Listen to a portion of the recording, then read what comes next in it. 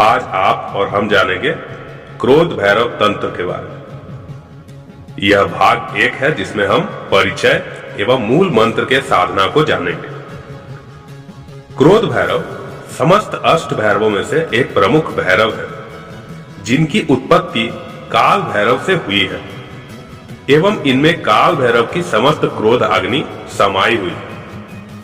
विज्ञान भैरव में मां पार्वती को भगवान शिव इनके बारे में बताते हुए वर्णन करते हैं कि हे प्रिय, मैं क्रोध से उन्मत्त आकाश की ओर मुख किए, हाथों में वज्र लिए, देवताओं के भी विनाशक क्रोधपति भैरव को नमस्कार करता हूं। यहां क्रोध भैरव को क्रोधपति अथवा क्रोधराज से इसलिए बोला जाता है क्योंकि इनके क्रोध के आगे, इनके अंदर जो क्रोध की अग्नि है, जो कि भगवान काल भैरव की है, उनके आगे कोई भी देवी अथवा देवता नहीं खड़ा हो पाता, नहीं टिक पाता।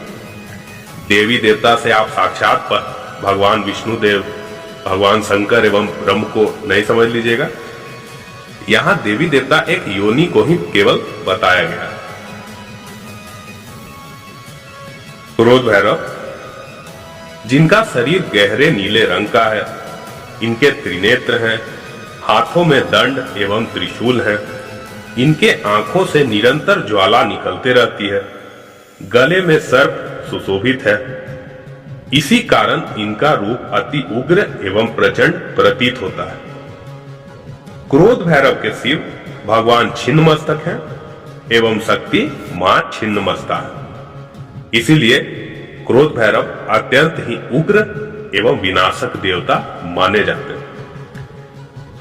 क्रोध भैरव साधना एक अत्यंत गुप्त एवं तीक्ष्ण भैरव साधना है, जो तब ही करनी चाहिए जब हमारे सामने अन्य कोई मार्ग या विकल्प शेष न रह जाए।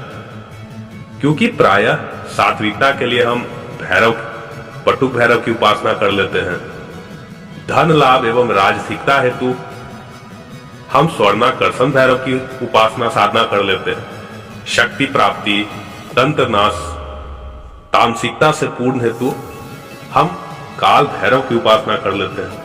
परंतु क्रोध भैरव तंत्र के अंतर्गत क्रोध भैरव साधना उसी स्थिति में करनी चाहिए जब हमारे पास अन्य कोई विकल्प न शेष रह जा पाए और हम अत्यंत ही परेशान हो, तकलीफ में घिरे हो, किसी मनोकामना की पूर्ति करनी हो।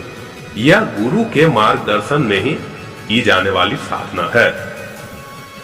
क्रोध भैरव की उपासना करने से हमारे शत्रुओं का नाश होता है, सभी प्रकार के तंत्र मंत्र यंत्र प्रयोग विफल हो जाते हैं, भूत प्रेत उपद्रवों से शांति मिलती है, हमारे भय का नाश होता है, अकाल मृत्यु नहीं होती, दुखों का नाश होता है, ग्रह दोषों का शमन होता है, विघ्न नाश होता है, ऋण कर्ज का नाश होता है, धन लाभ होता है, मनोकामना पूर्ति होती है, रोग नाश होता है, सभी प्रकार के उपद्रवों से सुरक्षा मिलती है। कौन लोग कर सकते हैं यह साधना? क्रोध भैरव साधना गुरु के मार्गदर्शन में ही की जाने वाली साधना है। इसलिए जिनके गुरु हैं, जो गुरु दीक्षित हैं, वे ही प्रयास करें इस साधना को करने की। परंतु आज जिस मूल मंत्र की साधना आपको दी जाएगी वह अत्यंत ही सौम्य और सरल मूल मंत्र की साधना है। यह आप लोग सभी कर सकते हैं, गुरु दीक्षित लोग भी और जिन्होंने दीक्षा नहीं ली है वे भी कर सकते हैं। जिन्होंने कम से कम 1.25 लाख शिव जप, इष्ट जप, गुरु मंत्र जप किया हो, वही लोग कम से कम इसकी संकल्पित साधना करें। अन्यथा जो लोग बिना संकल्प के भी करना चाहते हैं वे लोग इस साधना को कर सकते हैं। कहां करें इस साधना को? इस साधना को आप शिवालय में, शक्तिपीठ में अथवा अपने पूजन कक्ष में भी कर सकते हैं। कब कर सकते हैं आप यह साधना? आप यह साधना कृष्ण पक्ष की अष्टमी से होली की रात्रि को, दीपावली की रात्रि को, नवरात्रि को, अमावस्या को अथवा काल भैरव अष्टमी, जिसे कृष्ण पक्ष की अष्टमी कहा जाता है, आप उस रात से इस साधना को शुरू कर सकते हैं। ध्यान रखिएगा, भैरव साधना के अंतर्गत क्रोध भैरव साधना सदा रात्रि कालीन ही की जाती है। वस्त्र के तौर पर आपको काला वस्त्र और काला आसन का प्रयोग करना है। समय रात्रि 12 बजे के बाद अथवा ठीक 12 बजे से भी आप कर सकते हैं। माला के रूप में जो शत्रु नाश हेतु कर रहे हैं, जो तंत्र नाश हेतु कर रहे हैं, वे लोग काला हकीक से करेंगे। एवं जिन्हें मनोकामना पूर्ति या इन सभी चीजों के सिद्धि हेतु करना है, तो वे लोग रुद्राक्ष की माला से साधना करें। दीपक के रूप में आप सरसों तेल के दीपक का प्रयोग करेंगे। भोग में उड़द दाल के बड़े और साधना के दौरान सुगंधित धूप अवश्य जलाना है।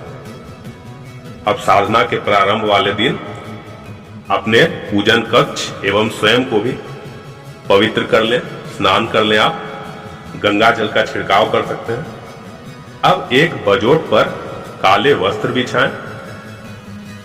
आप चाहें तो क्रोध भैरव की मूर्ति की स्थापना कर सकते हैं, पर प्रायः अगर आप मूल मंत्र साधना कर रहे हैं तो आप उनकी फोटो की भी स्थापना कर सकते हैं। ध्यान रहे, क्रोध भैरव के साथ साथ आप शक्ति की अथवा शिव की स्थापना अवश्य करेंगे। यदि आप शिव की स्थापना करना चाहते हैं तो आपको काले शिवलिंग की स्थापना करनी होगी, और शक्ति के तौर पर आप मां की किसी भी स्वरूप जो आपको प्रिय है, जो आपकी इष्ट है, उनकी मूर्ति अथवा फोटो की स्थापना कर सकते हैं। क्योंकि भैरव तत्व तो वहां ही काम करता है जहां शक्ति अथवा शिव का वास हो। इस साधना में यंत्र की आवश्यकता नहीं पड़ती। अब क्रोधराज की, भगवान शिव की अथवा शक्ति की पंचोपचार पूजन करें। अब हाथ में जल, अक्षत, पुष्प लेकर संकल्प करें कि आप किस हेतु यह साधना कर रहे हैं। उसमें आप यह भी वर्णन कर दें कि आप 9 दिन में 24,000 या 24 दिन में 40,000 या 40 दिन में 1.25 लाख का अनुष्ठान कर रहे हैं, यह बता दें। प्रायः यह जो मूल मंत्र है क्रोध भैरव का, इसका फल 1.25 लाख मंत्रों के बाद ही उम्मीद रखें। मंत्र सुन लें। मंत्र अत्यंत ही सौम्य है, सरल है, क्योंकि क्रोधराज भगवान के तंत्रोक्त, अघोर एवं कपाल के मंत्रों को इसी भांति नहीं बांटना चाहिए। यह सब ज्ञान गुप्त ज्ञान है और गुरु के ही चरणों में यह सब अमूल्य ज्ञान प्राप्त होता है। तो मंत्र जान ले। मंत्र है ओम भ्रम क्रोध भैरवाय नमः। ओम भ्रम क्रोध भैरवाय नमः। यह मंत्र आपको वीडियो के डिस्क्रिप्शन बॉक्स में भी प्राप्त हो जाएगा और वीडियो के दौरान भी प्राप्त हो जाएगा। साधना के पूर्ति के बाद, जप की पूर्ति के बाद आपको हवन करना है। हवन का हविष्य जान ले। आम की लकड़ी, घी, शुद्ध गाय का घी, काली मिर्च, कपूर, सरसों, साथ ही साथ हवन सामग्री का जो पैकेट आता है, यह सब चीजों को अच्छे से भली भांति मिलाकर आपको त्रिकोण हवन कुंड में हवन की पूर्ति करनी है।